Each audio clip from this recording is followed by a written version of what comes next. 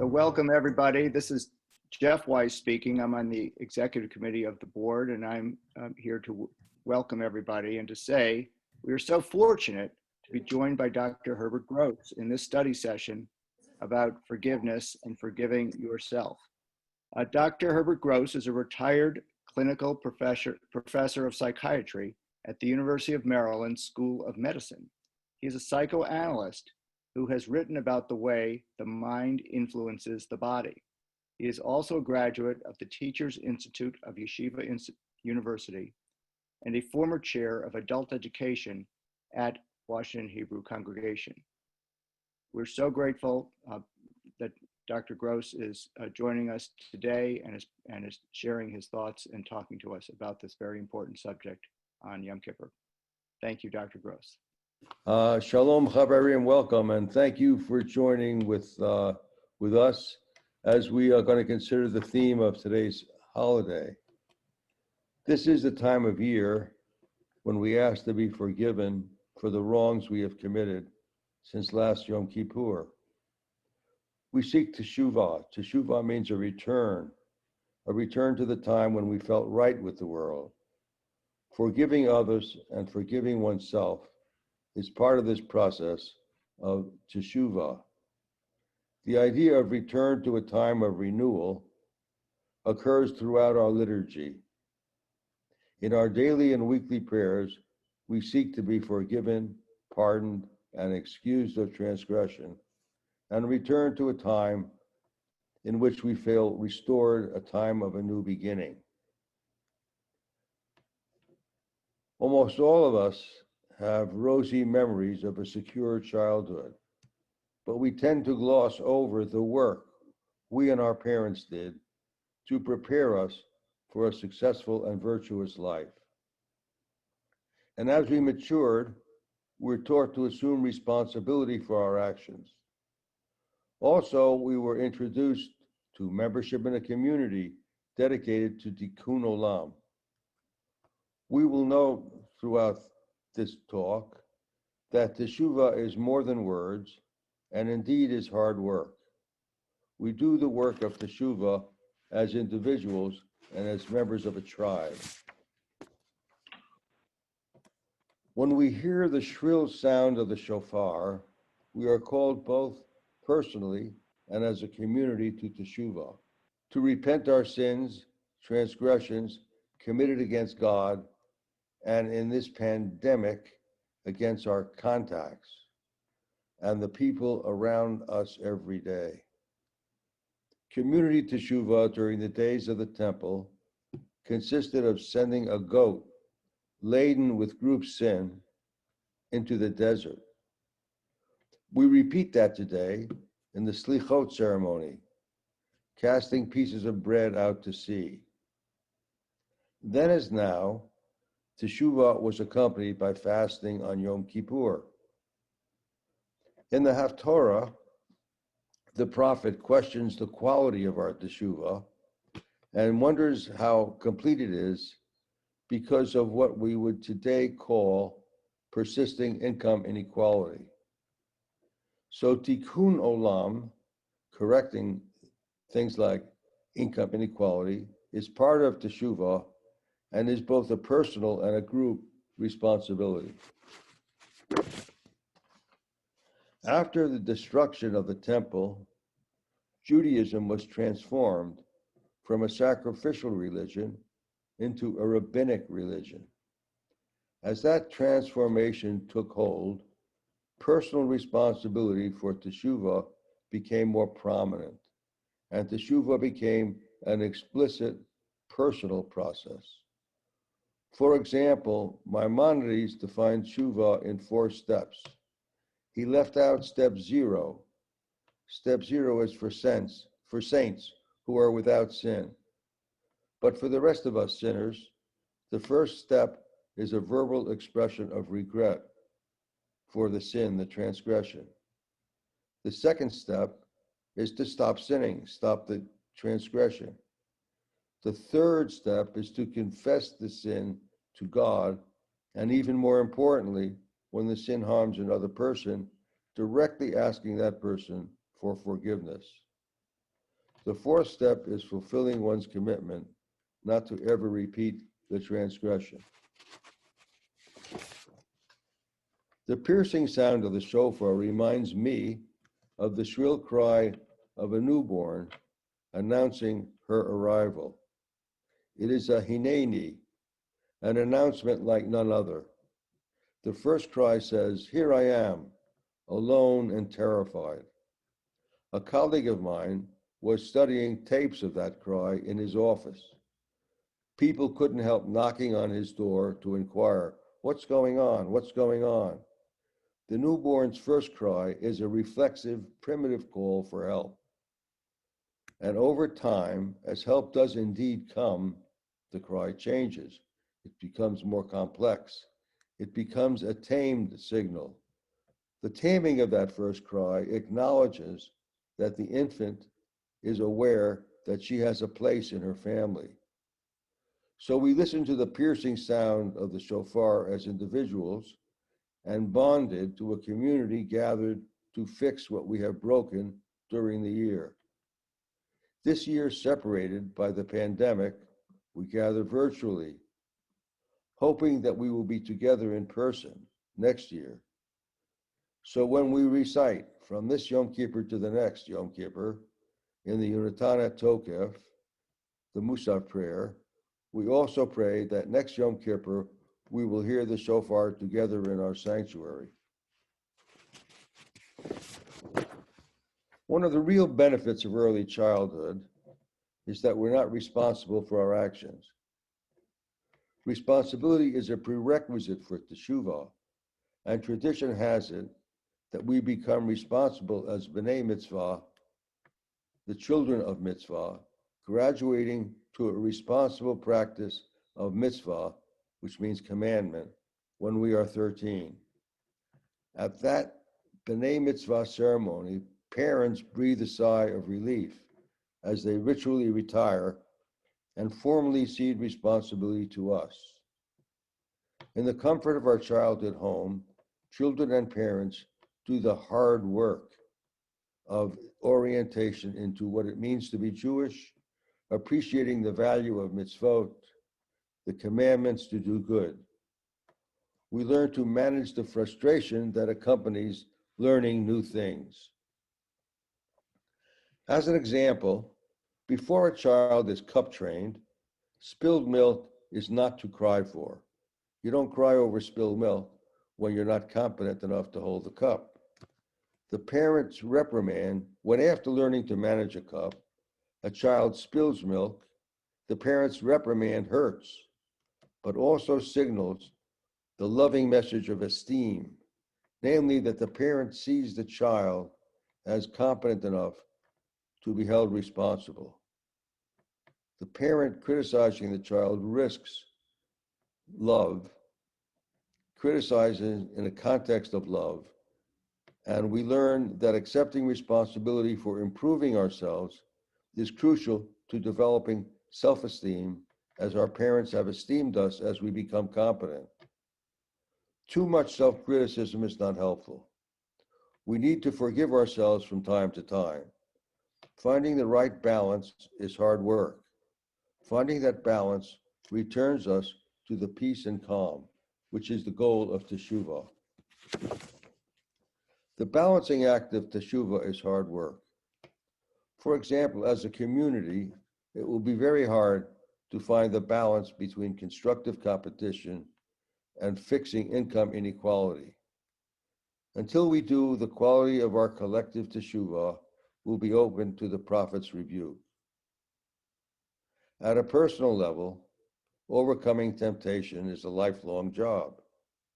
New Year's resolutions are more easily made than fulfilled. We set high goals and resolve to achieve them, and then fall short and punish ourselves only to resolve again.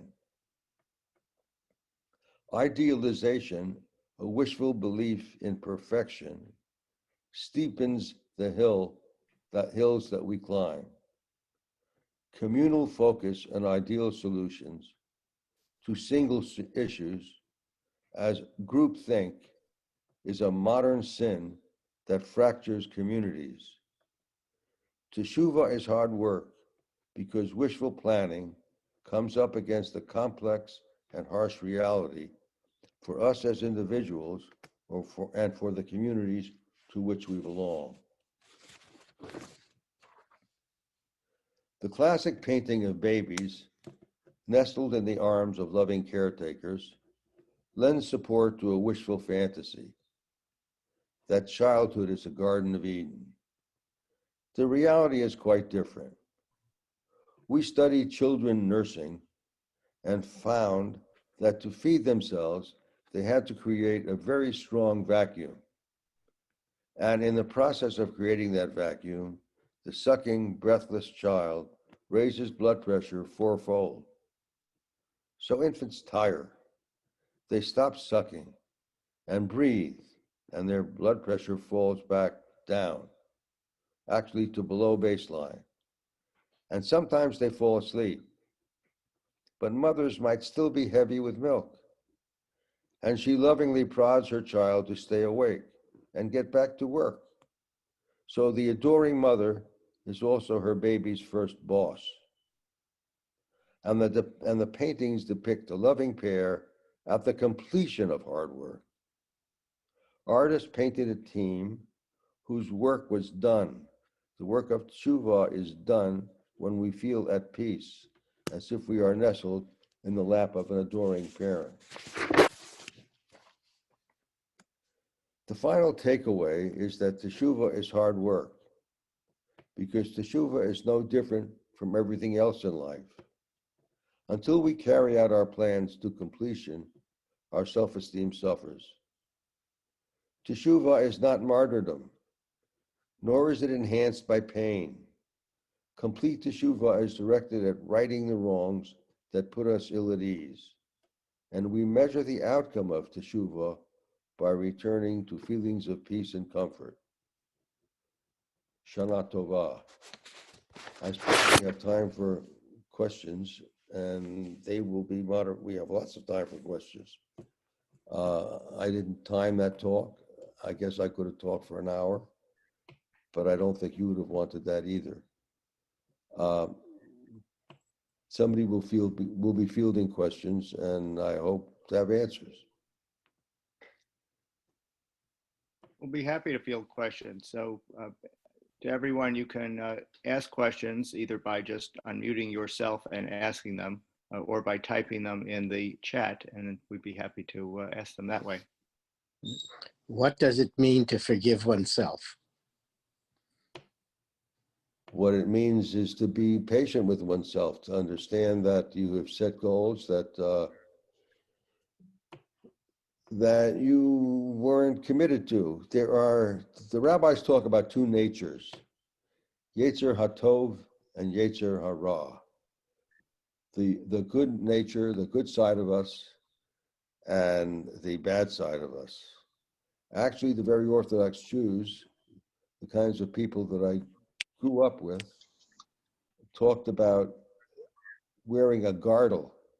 A girdle is a black belt, not from jujitsu, a black belt around their waist, separating the bad from the good. The temptation to do bad is always there. The commitment to stop is also there. So how do we realistically balance the two? Well, if we set goals that are possible to achieve and we commit ourselves to them and then we do them, then we feel good. If you exercise afterwards, you feel good. If you're lazy and you don't feel as good. You say, God, if I had exercised, I would have felt better today, but I didn't. But I will tomorrow. And if you do tomorrow, you forgive yourself for what you did yesterday, for what you didn't do yesterday.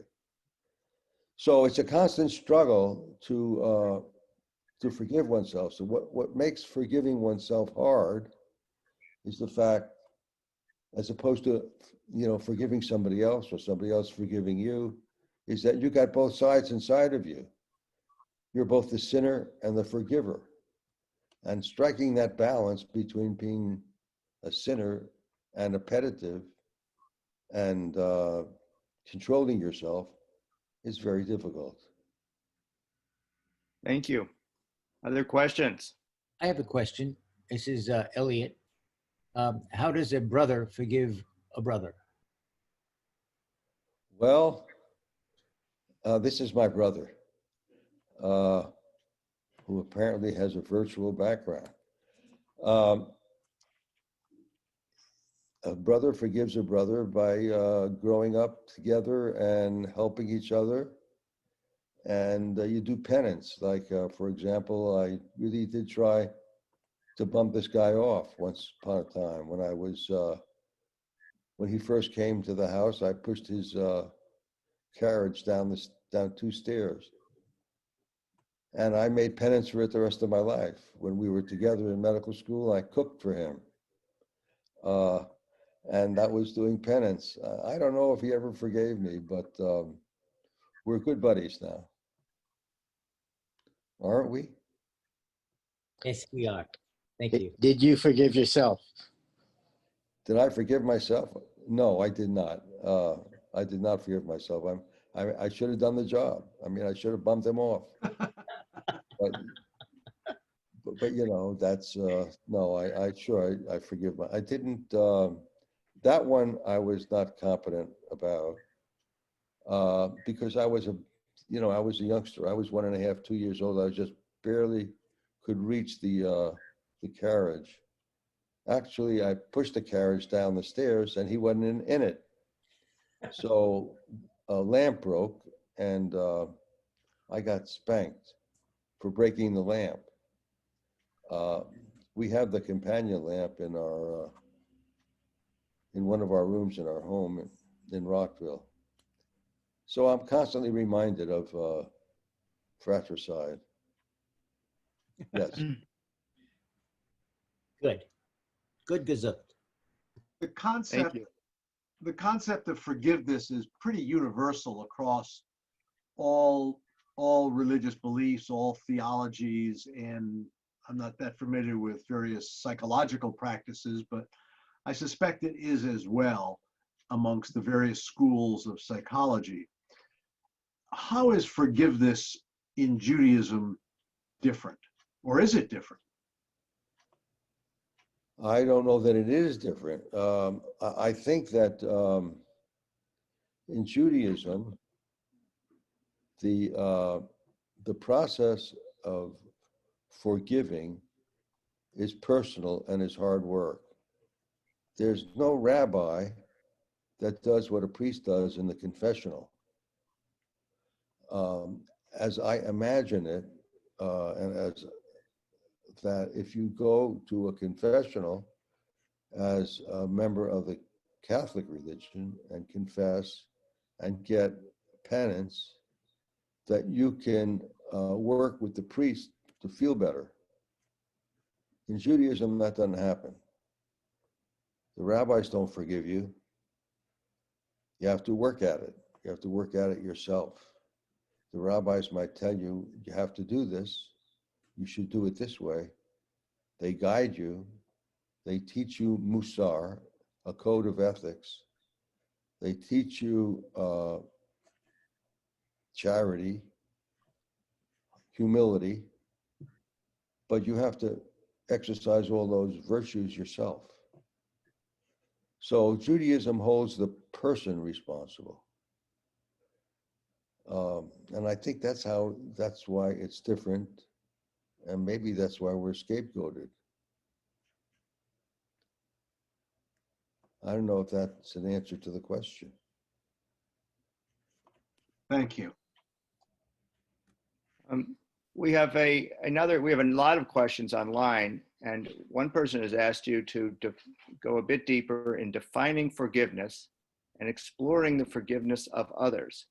She says the Dalai Lama makes a distinction between forgiving and forgetting, that forgiveness does not mean forgets, and protecting oneself from future misdeeds of others.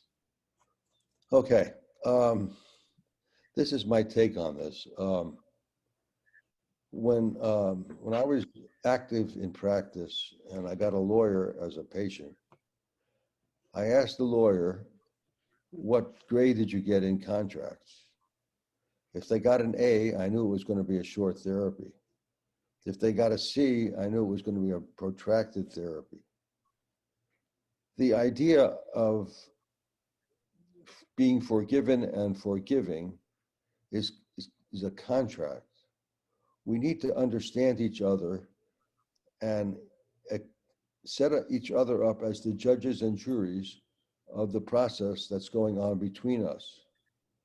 So Teshuvah between people is a relational business, and it's an ongoing process, and both participants are judges of the process. When both feel satisfied, it's done. When one is dissatisfied, it's not done. People are very complicated, and there are a lot of shortcuts to this. But if you really want to forgive somebody and they want to be forgiven, it's hard work. I think that the takeaway is that all of this is really hard work, and you have to work towards satisfaction. I mean, there are insults that can't be forgiven. People have said to me, well, this happened and I can't forgive anybody. Well, once you can't forgive and you hold revenge in your head, you're creating something that will be an ongoing source of bitterness in your own life. And so being able to forgive and being able to let go is being self-enlightened. Holding a grudge is not. So there's a follow-up question, and there's actually a couple that relate to the follow-up, having to do with reconciling forgiving versus condoning wrong. And someone else phrases it by saying, is there a limit to forgiveness? For example, forgiving the Proud Boys who marched in Charlottesville, who one might feel differently about, or as the Black Church often does, forgives the one who wronged or hurt you. How do you parse the difference between reconciling and forgiving versus condoning wrong that's perceived? Well, that's a hard one. I think there are acts of sin that can't be forgiven or shouldn't be forgiven. But I don't think I would be the one to judge that. I mean, I don't know how you set up a system that perfectly stops these kinds of sins from happening. When I'm in the talk, I talked about groupthink, single issues, and oversimplification as a modern sin, where we have siloed conversations with each other that begin to accelerate the belief that we're right, that we are right and the other guy is wrong.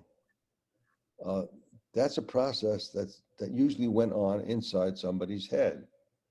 Honor killings in India, in the Muslim world, are acts that a parent feels that a child has committed that have dishonored the family, and they feel justified in killing. Abraham felt justified in sacrificing Isaac. It was only God that could stop him. These are very complicated philosophical questions. There are ethicists that make livings about this. But I believe that ethicists have a place in this world. They permit us to think ethically and delve into ethical discourse. But a psychopath is an ethicist with a minus sign in front. He does what ethicists say don't do. Sort of like a perpetual bad boy, a perpetual adolescent. I don't know how to treat a psychopath. I really don't know. I never had that experience. But I imagine it would be very difficult to get somebody who's convinced that he has a right to sin to stop. Similarly, I think it would be very hard to get somebody who's convinced that they have a right to punish should stop. Think of the Salem witch trials as an example. So these are very complicated philosophical questions. And we as a community have a responsibility to work these out practically. And I guess that's about what I will be repeating myself if I say any more. That's very helpful and constructive. Thank you. I'm trying to group some of these questions because in fact, some of them are either similar or offer similar points of view on the same topic. So someone has asked, or it's been asked, you can see all the names, it's been asked, how do we deal with pain we've caused others and have caused ourselves? And perhaps married to that or companion to that is, how do we forgive someone who hasn't acknowledged their actions or sought forgiveness for them? Well, let's start with tradition. If somebody's, if you have wronged somebody, or if they've wronged you, and somebody comes to you and asks for forgiveness, and you don't forgive them, and they come back 3 times asking for forgiveness 3 times, then not forgiving is a sin. So not forgiving people is a sin. Not working out the consequences of the pain you caused, permitting the person you've wronged to confront you, and then understanding the pain fully enough to make restitution, a restitution that would be satisfying to the person you've wronged. I mean, that would be teshuva. I don't know if that answers that question. I don't know. Did it?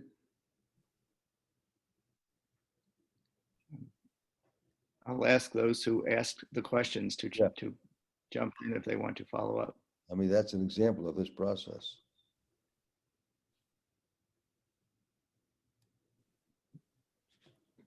So I'll just keep going with questions. What do you do if a friend tells you they never want to talk to you again in retribution because you were a bad brother or sister, or because you were a bad brother to your sister who just died? Well, I don't know. I mean, you have to understand what it is that you're doing when you do things like that. You have to understand what you're doing to yourself and what you're doing to the other person.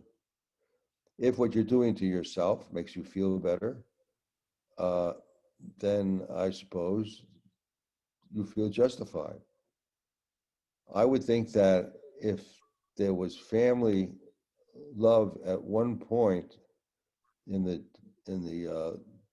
history of that family, and you're rupturing that love, then there's something rotten at the core of that refusal.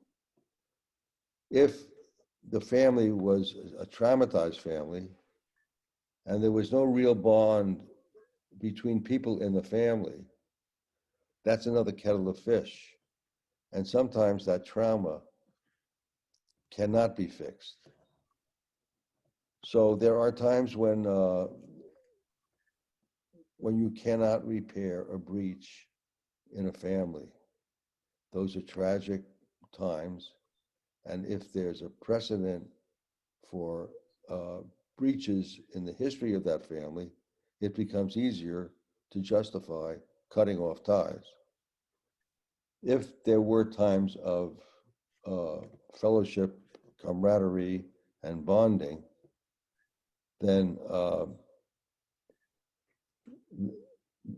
breaking off is a problem for both sides, and it can eat away at both people. So it depends on the history, the story in which people live. People live inside a story. They tell themselves stories. We tell ourselves stories as a people. People live inside a narrative. The narrative is sometimes accurate. The narrative is sometimes inaccurate. Different members of a family have different narratives of what happened in that family. Children in different positions see their role in different birth positions, see their role in the family as different. And so it gets, there can't be a simple answer to this. It's complicated, sort of like healthcare.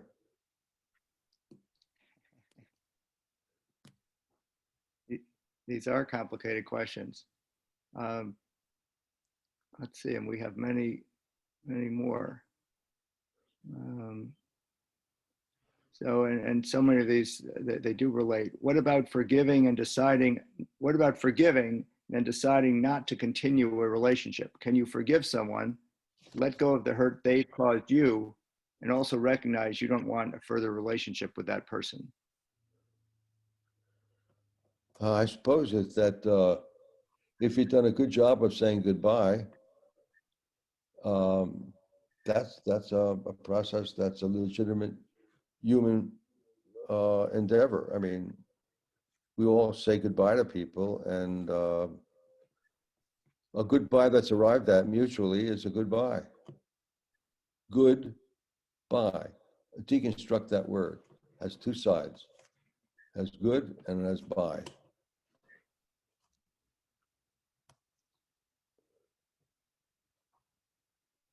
Okay.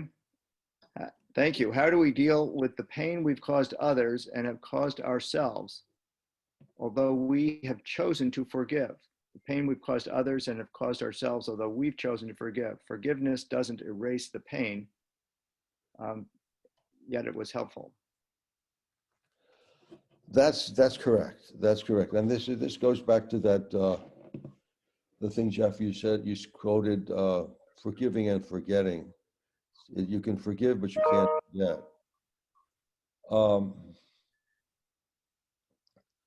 There are things within us that we can't forget, that are sources of pain. Of course, the primary one is loss and mourning. So the model of this, of having something in us that hurts, that we can't forget, is mourning a loss of a parent, of a child, and sometimes you can't let go, you can't forget. You can't forget, you can't get rid of the pain. The pain is there forever. And that is, that it leads to something called mourning. And mourning is, I suppose it's sort of like Teshuva, in the sense that it's a process of trying to take the experience and delete some of the pain. But it's an ongoing process of working at it. You have to work at it. You have to keep working at it. And sometimes you work at it your whole life and you don't succeed. We don't ever forget a parent that we've mourned.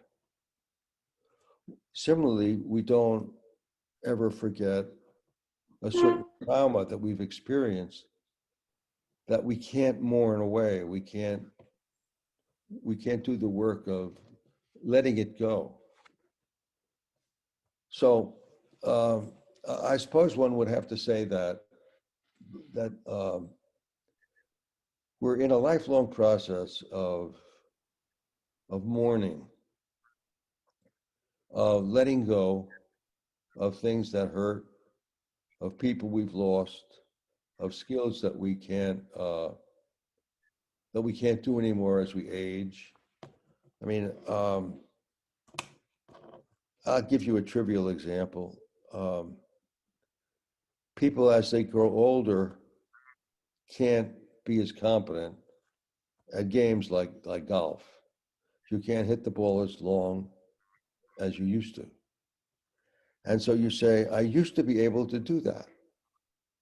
And every time you say, I used to, I think you should put 50 cents in the stock box. We say, okay, I can't do it anymore. So you then make an adjustment. Hopefully you move up. So you're hitting not from the back tees, you're hitting from further up. You've decided that you cannot do what you used to be able to do.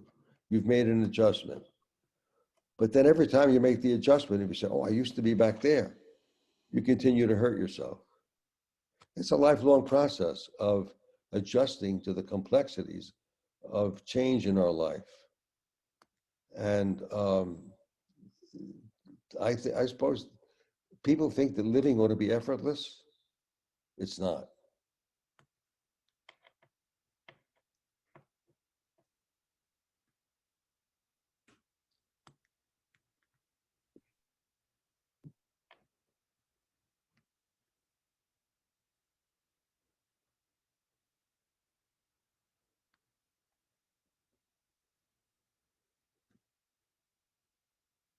We're at a loss. You frozen or? Forgive restitution. Steve, we didn't hear it. You were kind of frozen. How do we, can you hear me now? Yes. How do we forgive someone we have hurt? How do we forgive ourselves when we have hurt someone who is dead, who cannot forgive us, when there is no possibility of restitution?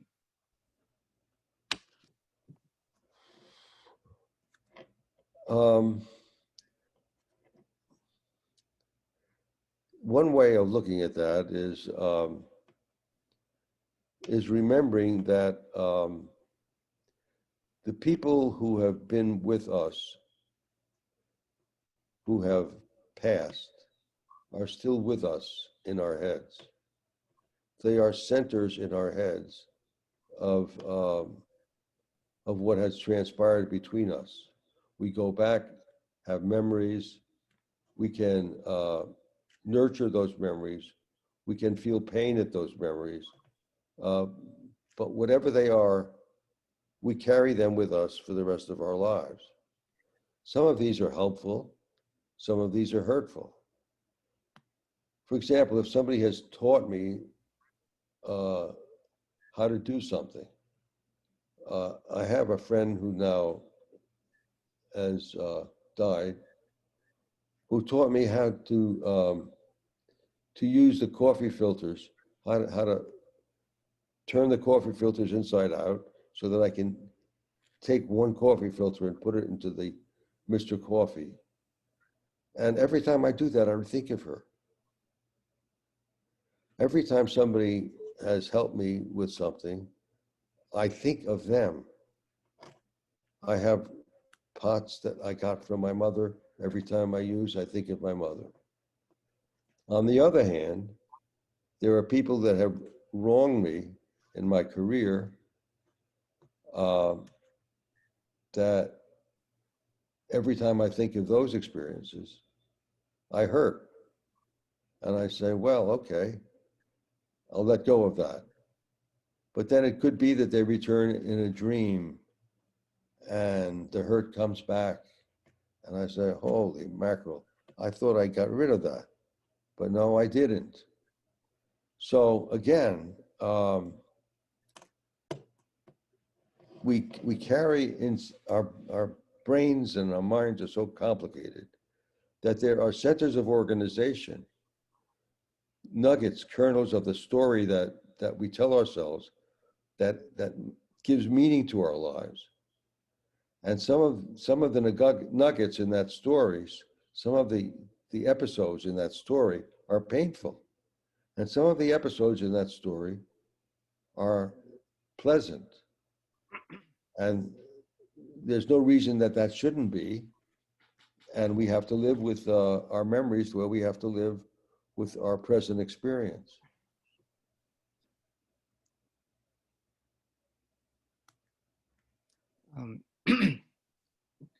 perhaps a related question, but one that is reads it's very difficult, but I will ask it in case, and if you can answer it and be in a helpful way.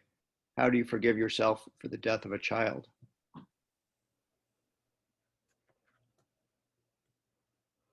Well, assuming you didn't cause the death. If you caused the death, that's very difficult.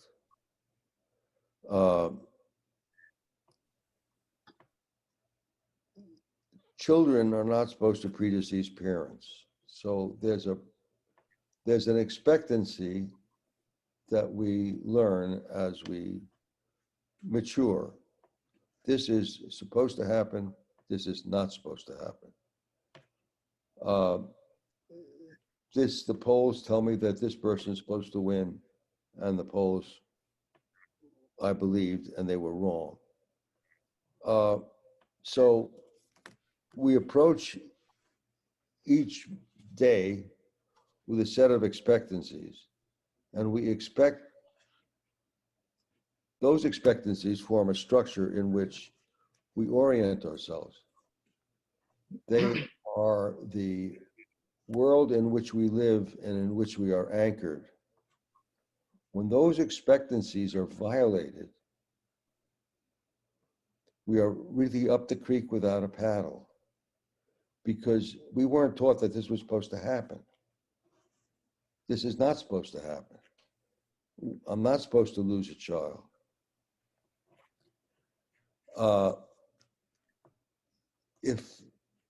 So how do you tell yourself that the expectancies that have guided you through life, the compass that has anchored you in the world, has been wrong?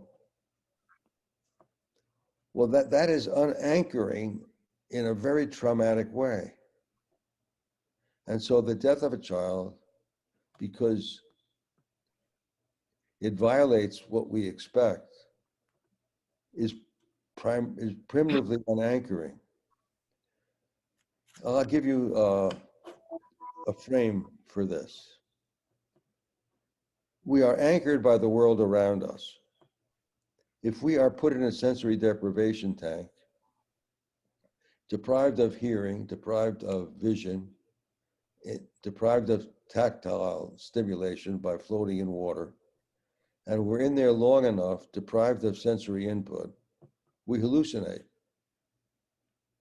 It's a normal response to sensory deprivation. Hallucination is a normal response to sensory deprivation, which lets us know that the anchors that we have in the world around us are fundamental to our well-being. If we lose those anchors, our well-being is turned upside down. I mean, there are certain things that you can adjust to. People put glasses on that invert the world, that see the world upside down. Within 2 weeks, the world seems right again. But that's our brain making a correction, making an adjustment. Our mind can't adjust to violating expectancies like the loss of a child. So that's the context in which I think about that question. It's unanchoring.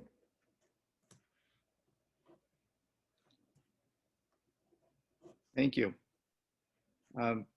Someone has asked, and perhaps on a lighter note, could you comment and share with us the photograph in the picture behind you over your right shoulder? Oh, my son-in-law, who's watching, was in his office working at a conference, and this in Baltimore, and this peregrine falcon lighted on the windowsill. And he's a photographer. I think he'd rather be a photographer than a lawyer. And he seized the opportunity, took the picture, showed it to me. And I had read a book recommended by a dear friend called The Hawk. And the picture and the hawk went together. He printed the picture, and gave it to me as a gift. And I love it. That's the story of the hawk. Thank you, Looks like a Charles. marvelous photo. Yeah, he's great. Yeah. And I'll note to everybody that that Dr. Gross answered that question without looking over his shoulder to look at the photograph. I didn't have to because I see it in the I see it in the Zoom. Good point. Good point. Thank you. Well, it's a marvelous photograph. So your brother has a follow-up question. He says that forgiving is a function of one's self-esteem. Why is it so hard to let go?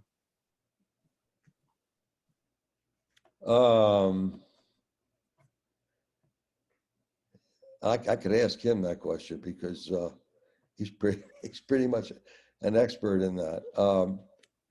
It's hard to let go, Elliot, because you don't want to let go. You keep going with the wrong that was done. One keeps going with the wrong that was done, and letting go seems like it's something. Wow, if I let go of that, boy, I'll tell you, something bad's going to happen to me because that was really wrong. What that person did to me was really wrong. Now, how the heck do I ever let go of that? I can't forgive that. And some of that is you're right not to do. When you were bopped on the head by somebody on your way to the dorm, that was not forgivable. And so sometimes you can't forgive. Now, I don't think I answered that right. Elliot asked about esteem. And I think not forgiving in that case should enhance esteem because you are important and undeserving of being bopped on the head.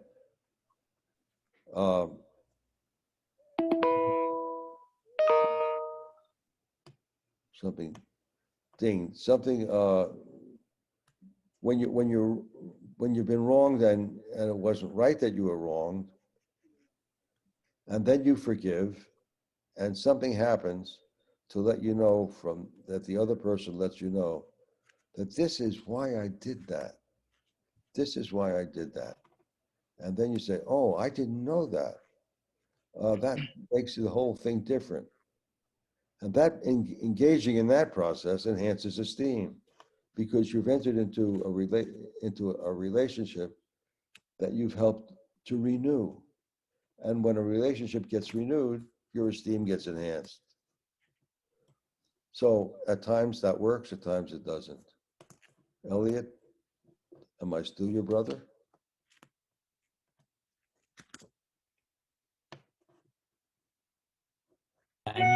Yes, you still are very much so. And thank you for answering that.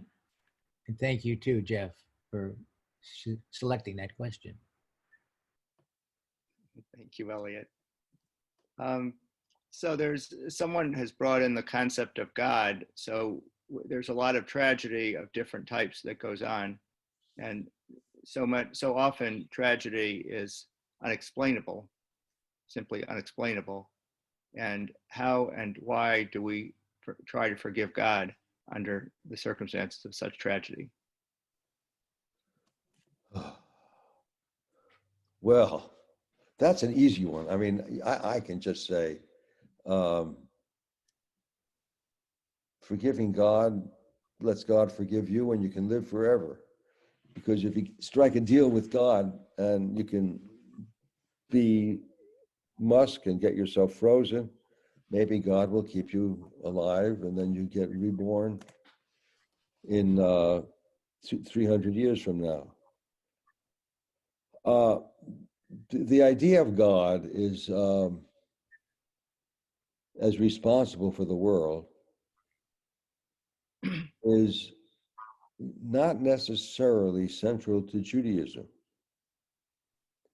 Although we see God as creating, we see God as a creator, as an initiator of the Big Bang, I think that Our God is an angry God that holds us responsible for our own destiny. Holding God for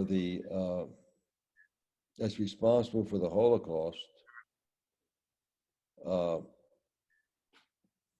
I don't know that that helps much. I don't know that that helps much. The song sung by the Jews as they were being zyklotted to death was Ani Ma'amin, Ani Ma'amin be'emunah shlema, I believe with a full belief in the coming of the Messiah.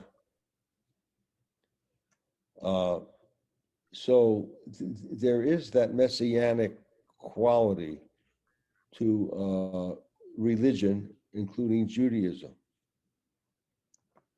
And then there's a history of false messiah, Shabtai Tzvi being an example, which was a very big con that you can Google and find out about, the details of which we shouldn't go into now. One, because I don't remember them. So the messianic aspect of religion is on the one side, and the freedom to blame God for the disasters of the world is on the other side. But I don't think this relieves us of the responsibility for doing what we can do to better the world and to call out the people that are doing wrong. I don't think God gets us off the hook, at least not the Jewish God.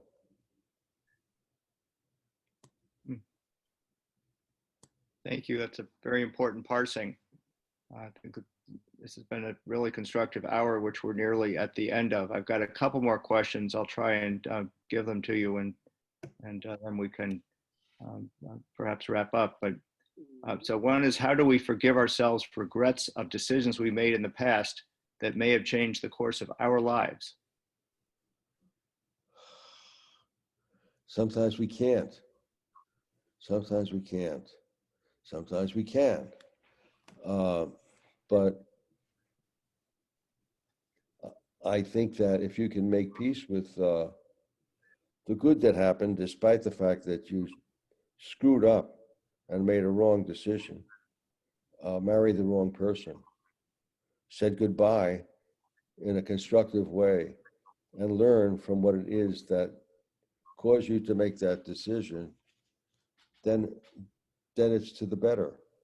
But sometimes you can't get over it. You're in a blind alley, and life sometimes puts us in cul-de-sacs and we can't get out. And it's nice to think that we might be able to, but sometimes we can't.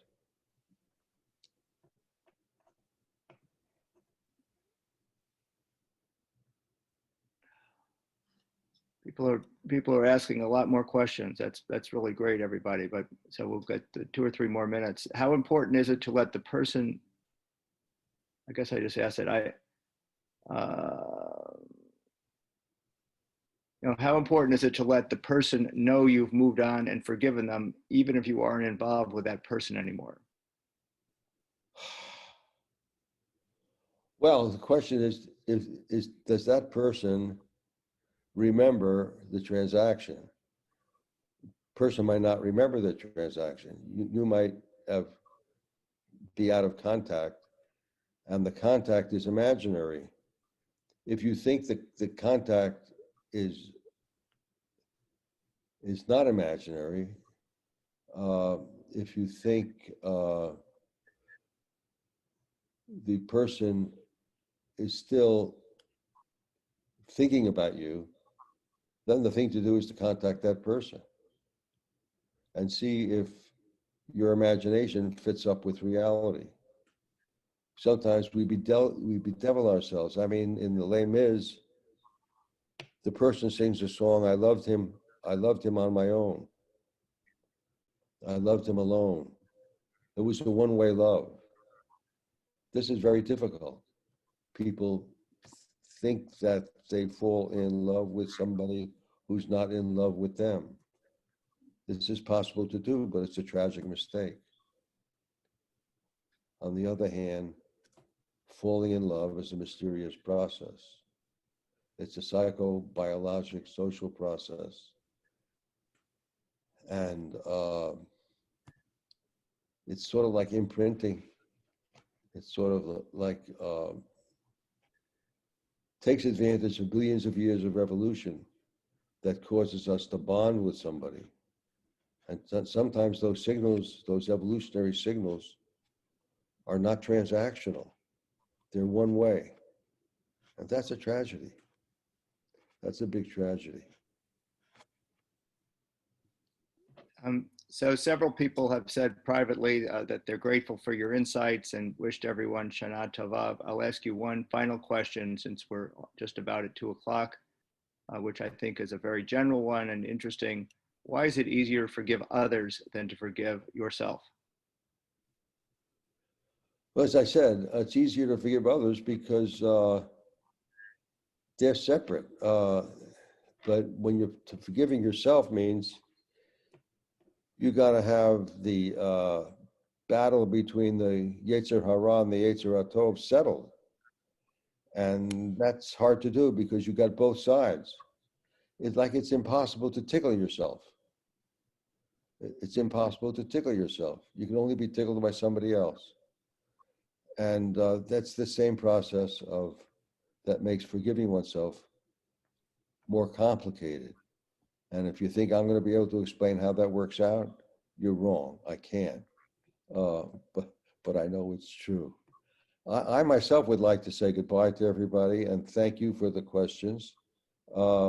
It has been very meaningful to me to be able to do this. And you've stimulated in me a whole bunch of stuff that I hadn't thought about. So I want to thank you for your making this a much more interesting thing. Shana Tova. Shana Tova, thank you, Dr. Gross. Thank you all for a very stimulating hour.